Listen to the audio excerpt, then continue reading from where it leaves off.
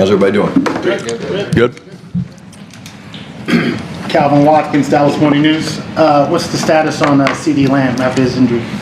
Yeah, gonna miss some time, but CD is a guy that heals quickly, and he will do everything in his power to get back. But it does look like he'll miss a little bit of time. You say miss a little bit of time. What's the time frame there? Yeah, I'm not going to put a timetable on it. Probably unlikely he plays this week, but we'll see. Diggs and Clark also got nicked up. They did come back, but what's their status, you think? Yeah, I think those guys, they're okay. We're still running some tests on some guys, but I think both those guys we kind of came out pretty clean. Clarence Hill, DLLS Cowboys. What changes for the offense without Lamb? Guys have to step up. I think that's a big part of it. I think, we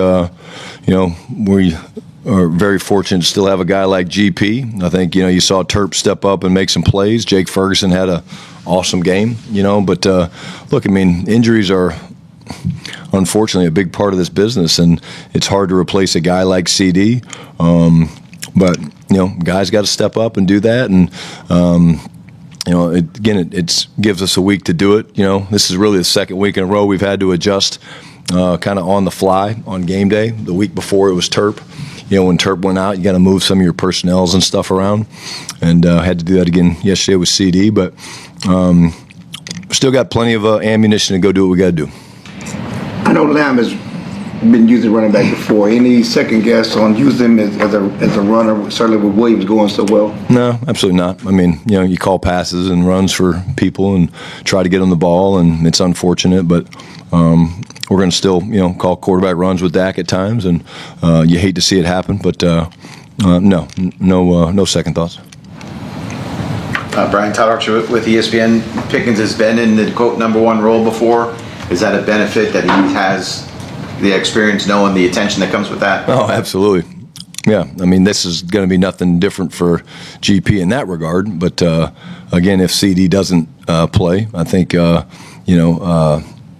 he'll miss having his buddy out there with him, and I think that's where CD's leadership and professionalism will show up. He'll certainly be getting ready to play, and if he doesn't, I think his leadership and his captain. His makeup of why he's a captain will be important for, not just GP, but the other guys on offense. And, CD's tough, man. So, we'll see. I wouldn't bet against CD Lamb, but we'll see how he does. And defensively, you guys have been on this path for 4 or 5 months now, from the offseason to now. And we didn't see a bunch of busts in training camp. What do you put it on? It's a hard question, Todd. There's been multiple things. I think, I say it all the time, and you guys don't, have to like the answer, but it's the truth. It's different things, Trayvon comes up on a 3rd and 8. He's a little too tight on 3rd and 8, needs to play back. Comes up, goes for a quick jam, and his feet slip. So there's a touchdown. Very next play, they come out when they have the ball and they, have a good play call, a risky play call. They call the flea flicker, and we got to have a little bit better discipline with our eyes when the two receivers kind of release down inside. That's not who they crack. They don't crack the deep post safety, and Mozzie did a great job of really just knocking it back, and the backs lobbing it back there, and then Caleb makes a really good play. We lose a vertical seam on a touchdown right before the end of the first half. So it's different things. And, defense is all about all 11 guys. And, you could go through each play of the film and point out different things. And that's kind of what we talked about with our guys during the team meeting. I went through it and I said, at the end of the day, we did not offensively have enough explosives. Give them credit. They kept a lid on us. I think we had 6. And then we gave up 6 explosives for like 215 yards. And we're not giving up, the league clarifies them as 12-yard runs are explosives and 16-yard passes are explosives. We're not giving up 16, 17, 18-yard explosives. We're giving up 35 and 40 and 45. And, at the end of the day, that's not good enough, man. And so had good meetings. We've talked through things. We're changing up things. Not going to get into what those things are to improve it and make it better, from the way we meet, from the way we're game planning, all that stuff. But the players are not the only ones that have to be better. I have to be better. Flus has to be better. Clayton has to be better. Nick has to be better for us to go where we want to go. But that being said, we're 3 games into the season, and there's a lot of football left to be played. I remember a couple of years ago where I think it was defensively, they met as a group, all positions. It wasn't separate. They got all together, and guys seem to think that helped get everybody on the same page. Is that kind of some of the things you're thinking about? I really do think you have us bugged because that's the second week in a row. No, that's one of the things that we talked about today. And that's something that we're going to do for sure. Because if there is at times a lapse in communication, then how do you foster that? Well, you foster it by having the guys all in a room together, and that's nothing revolutionary. It doesn't automatically solve the problem. It still has to carry over to the field. But again, the standard is not the standard, and therefore we will make changes. And some will be schemes, some might even be personnel. We'll see. But we expect to play better against a really good opponent coming in here Sunday night. John Machota with The Athletic. Do you believe that all the defensive players have bought into what Matt Eberflus wants to do in his scheme? Yeah, I don't have any reason why not. I think when you're not playing well, John, there's going to always be doubts. And that's the other thing I said to the guys today. I really told them 2 things. I said, number one, today is all about us. Let's focus on us. Let's go through these meetings. I talked about the things I messed up in the game. There's certainly things I messed up in the game. And I was open about that. I said, you guys have to do the same thing. Take accountability for the things you did. One thing I'll say for Trayvon that was really powerful for me to see is immediately after the long touchdown pass, he was like, hey, that's on me, and that's progress, man. So, again, confidence in this league is interesting because it comes and goes fast when you're playing in such a competitive league. And I don't think it will take long for us to get the confidence back, but I would understand why guys might be like, oh, what about this, what about that? But no, I have complete trust in what we're doing from a scheme standpoint. We'll look at maybe making some changes. We will make some changes. But in terms of the players, I think that they've bought into what we're trying to do as a football team, and we just got to execute better. What would you say gives you the most confidence that stuff will get fixed, that it won't be a third game in a row of the big plays? I would say it starts with the leadership that we have on this football team. Guys like Donovan Wilson, guys like Osa, guys like Malik Hooker. They're prideful guys, man, and they realize that we can't be giving up explosive plays. We have to be better on third down. We're not getting off the field on third down. I think we're last in the league on third down. So we'll take a hard look at that. I think we're giving up something like 55% or something on third down. And it's actually, I think we're middle of the pack in what that third down D&D is. It's like third and 7.2 or something is what the average is. But we're giving up like 9.2 yards on third down. And that along with the explosives are hurting us. And again, I understand why teams don't want to try to run the ball against us.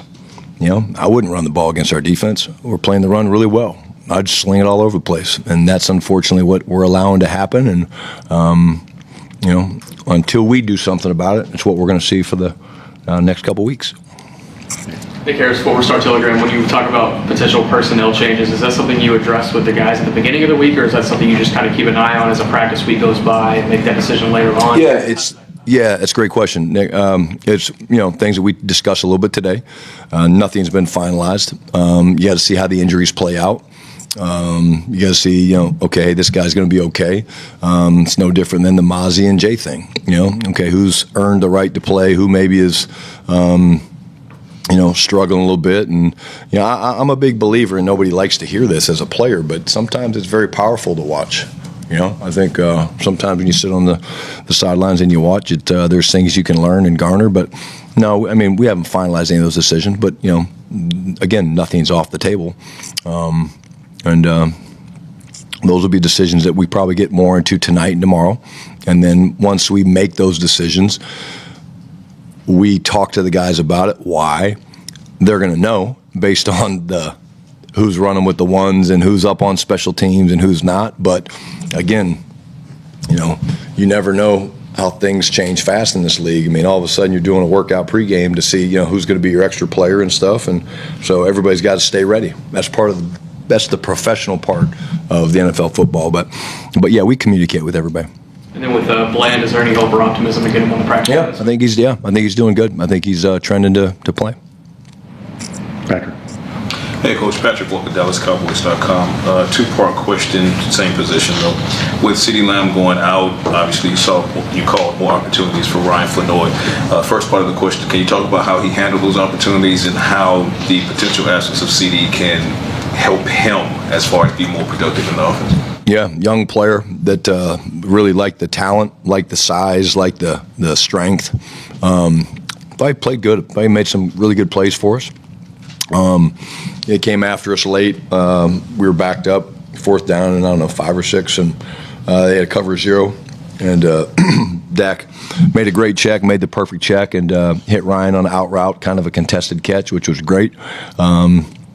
Those were things that I would have told you probably this time last year. Man, I don't know if Dak throws that ball to him. He might have gone someplace else. But I think it shows you guys that he trusts all of our guys, and I think that's important. And I think that's part of the maturation of Dak. He knows that ball's going to get spread around, and they're going to lean to different people, and they did a nice job of that yesterday, leaning to George. People are going to do that. That's all part of the game. But I do believe we have other guys that will make people pay if they do that. To that point, I'm going to segue to one of your weapons that you have on reserve right now, Jonathan Mingo. He's approaching the eligibility for his practice window. How's he progressing, and where is he in his rehab? He's doing good. Again, I think he's trending to get back sooner rather than later. And the big part with guys like that is you want to make sure mentally they're into it.